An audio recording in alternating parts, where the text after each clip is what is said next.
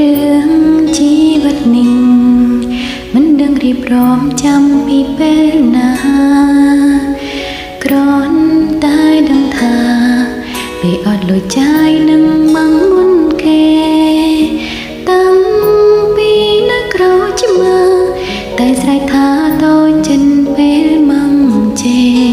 រអូមិនដែលទុននេះគឺមកតែងតែតាមមើលពីក្រោយពេលញ៉ាំពីគេងគឺលើសំឡេងទេសនាក្រុមពេលសំឡេងមកជេបើជាពីរួមដូចចំរៀងហើយនៅពេលដែលកូនធំគំនិតនេះមិនដូចនៅក្មេងទៀតឡើយហេតុផលកូនបានយល់ហើយធ្វើគ្រប់យ៉ាងគឺមកចង់ឲ្យកូនល្អលើលោកនេះ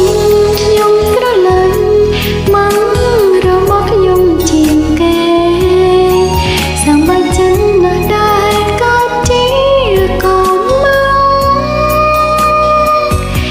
ជីវិតនេះហត់នឿយពេកហើយ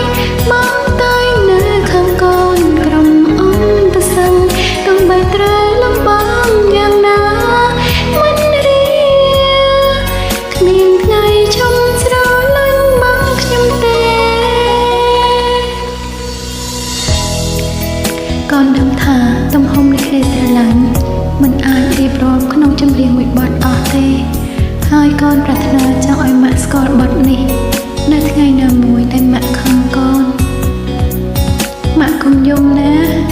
កូនម្នាក់នេះតែងធ្វើឲ្យម៉ាក់លំបាកច្រើនពេកហើយ